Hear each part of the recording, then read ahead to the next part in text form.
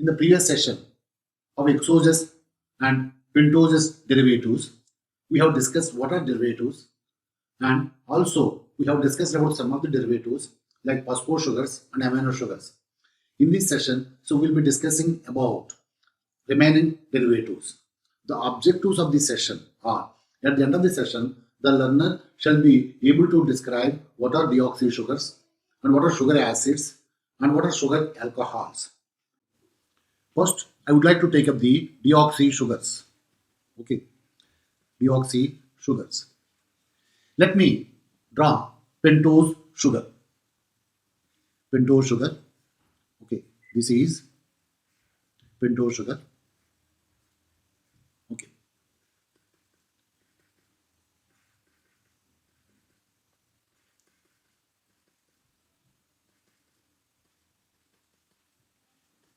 Okay. So this is pentose sugar. So we call it, this is D-ribose. This is D-ribose. So from there, we get the derivative of the D-ribose. In the derivative of the D-ribose, at the second carbon, there is at the second carbon here, this is the second carbon, O atom is removed. So it becomes beta 2 deoxy ribose. Okay, beta 2 deoxy ribose. Okay, and other deoxy sugars are present from various hexoses and pentoses.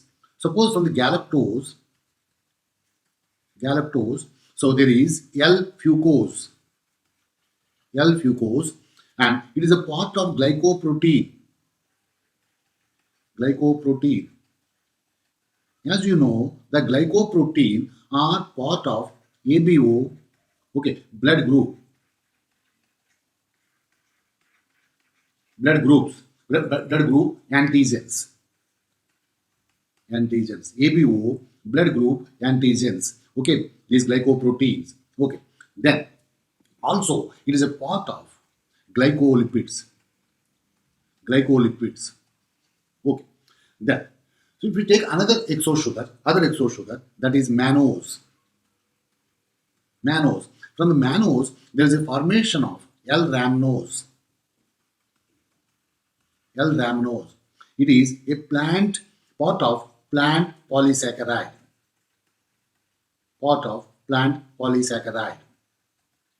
Okay, so these are the deoxy derivatives of galactose and mannose. Okay, then next I will take up sugar acids. So oxidation takes place. Due to the oxidation, sugar acids formation is taking place. The oxidation of either aldehyde group or CH2OH group. Okay, oxidation is taking place, so leads to the sugar acids. Now, let me write the structure of, suppose, glucose to explain various sugar acids.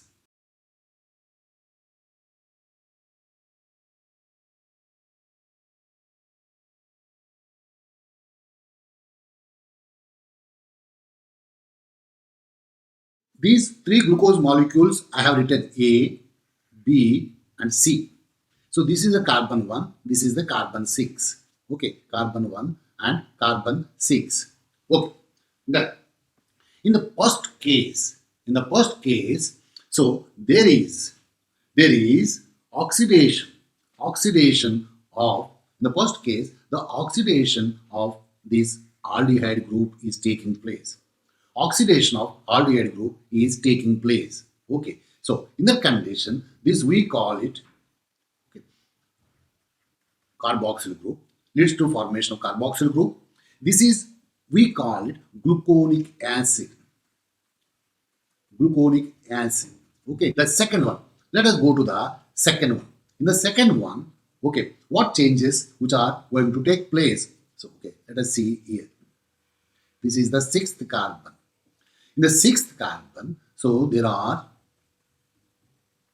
okay, then we have COOH. Sixth carbon, it is COOH. That means sixth carbon is oxidized. This is called glucuronic acid. gluconic acid. The next one, let us see the next one. Okay, then CHO group and CH2OH group C. In both the carbons, so they are oxidized. They are oxidized at the first and at the sixth. At the first, it is aldehyde group, it is oxidized, and at the sixth, it is primary alcohol group. So, it is called gluconic acid. Gluconic acid. If it is the first carbon which is oxidized, we call it gluconic acid. If it is the sixth carbon, if it is oxidized, we call it gluconic acid. If both first and sixth they are oxidized, it is being called gluconic acid. Also, it is called saccharic acid. Saccharic acid. Okay. Then, what is the use of gluconic acid? Gluconic acid. Okay. Gluconic acid is used in medicine. Okay. Medicine. Okay. Suppose positively charged ions are administered during the treatment purpose. Suppose like quinine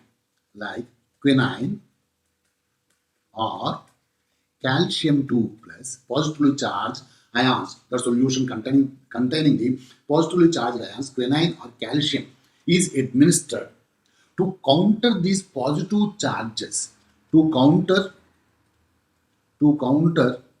okay, positively charged environment. Okay, gluconic acid is given along with. Gluconic acid is administered. Gluconic acid is administered. The next one is glucuronic acid. The second one is glucuronic acid. Okay, glucuronic acid is formed oxidation of the primary alcohol group present at the sixth place. Okay, this may exist in epimeric form also. So we call it L-iduronic acid. Iduronic acid. Okay. The main function, of course, gluconic acid and L-iduronic acid. So part of some of the polysaccharides, heteropolysaccharides that we'll study later. Okay. So the main purpose is in the liver. Liver in the process of detoxification. Detoxification. So what is detoxification? So detoxification is either when toxic substances or substances which may be toxic, potentially toxic, if they are taken. So because of these detoxifying agents, they can be either made non-toxic or less toxic. Non-toxic or less toxic. So what happens? These glucuronic acid, the glucuronic acid combines glucuronic acid combines with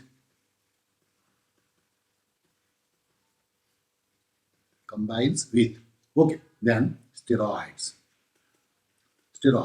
By combining with them, it makes them water soluble, and so they can be easily excreted out. Also with the drugs. So because of this one, so they become water soluble, okay, and excreted out. So this is about the functions of the glucuronic acid. When heme is broken down, bilirubin formation has taken place. Bilirubin, if it is accumulated, it becomes toxic. Bilirubin initially when it is formed, it is water insoluble, unconjugated form. If it has to be excreted out, it has to be converted into water soluble. How it can be converted to water soluble? By conjugation. Conjugation with what? It is glucuronic acid. Okay, bilirubin unconjugated. Okay, combines with glucuronic acid. Okay, becomes conjugated bilirubin. That is what we call direct bilirubin. It is excreted out. Okay, this is about the function of the glucuronic acid, very important function. Then next is sugar alcohols. Sugar alcohols. Sugar alcohols formation takes place when there is reduction. When there is a reduction. So reduction, either aldehyde group is reduced or keto group is reduced. So leads to CH2OH or here also CH2OH. Okay. Then when you take the D-glucose leads to formation of sorbitol. Sorbitol. In case of D-mannose, it is mannitol. It is mannitol. From the D-glucose, it is sorbitol. From the D-mannose, it is mannitol. From the D-fructose, both sorbitol as well as mannitol. Then from the D-galactose, it is dulcitol. And D-ribose, okay, D-ribitol. And xylitol. So these are various sugar alcohols. They have important role. Let us talk about the sorbitol. When sorbitol levels are increased, okay, then so there is osmotic pressure increases. Suppose if it is in the lens, it leads to cataract formation. Okay, cataract formation. When sorbitol levels increases, leads to the increase in osmotic pressure, leads to cataract formation. So in the small vessels, microvessels, when there is sorbitol level increases, microangiopathy,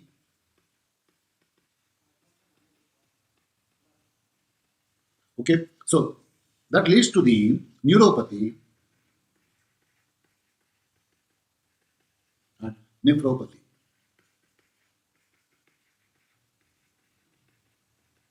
These all are the consequences when there is a consistently high glucose levels are present in the blood, like in diabetic subjects. Then next one is mannitol.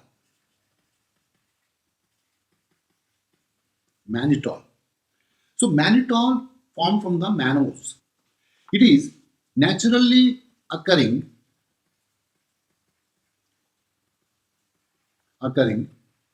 sugar alcohol. Naturally occurring sugar alcohol. It is used clinically. Why? It has got the osmotic, diuretic properties. Okay. So as I said, it is used in the management of cerebral edema. So one is in cerebral edema, and if there is raised intracranial pressure, to decrease that one, okay, so mannitol is used. Okay. Then it is used for the renal protection. Mannitol used for the renal protection. So okay, during the cardiovascular surgery,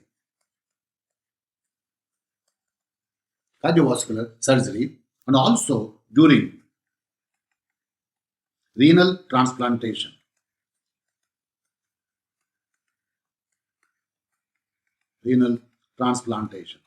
Okay. So these are some of the uses of the mannitol clinically. Okay. It is all, as I said, it is used as diuretic. Okay, to force urine production, urine production. Okay. In the people with the acute renal failure. Okay.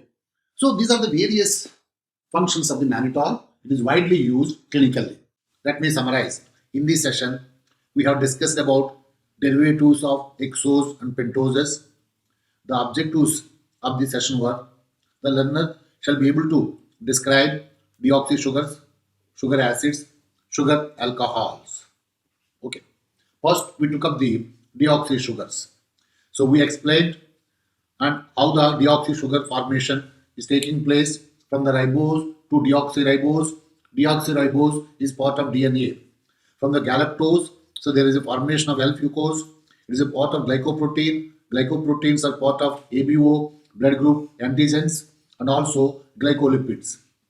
Then it is mannose. From the mannose, it is L-rhamnose, and it is a part of plant polysaccharide.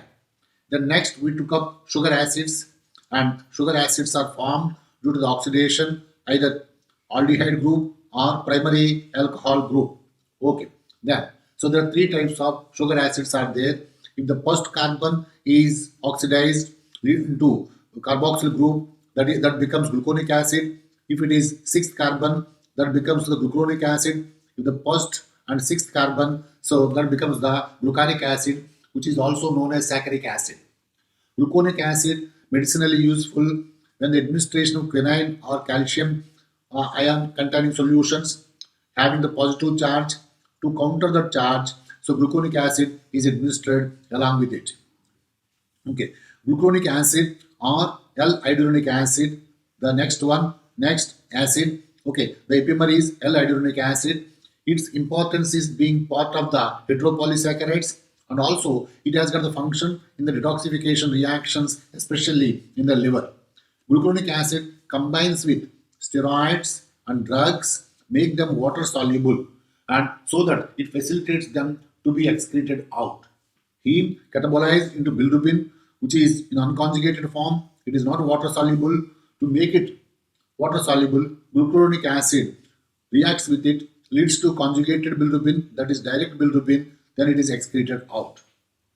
Next, we took up the sugar alcohols. Sugar alcohols are formed due to reduction, okay, either aldehyde group or ketone group. Okay. From the D-glucose, it is sorbitol. From the D-mannose, it is mannitol. From the D-fructose, it is sorbitol and mannitol. From the D-galactose, it is galactitol or dulcitol, D-ribose, D-ribitol, and xylose, xylitol. Okay. Sorbitol, if levels are increased, so there is increase in the osmotic pressure. Suppose if the sorbitol is accumulated in the cells of the lens, then so damage to the cells takes place, leading to the cataract formation. That is what we see in the diabetics, where there is a consistent high levels of glucose. The glucose is converted to the sorbitol.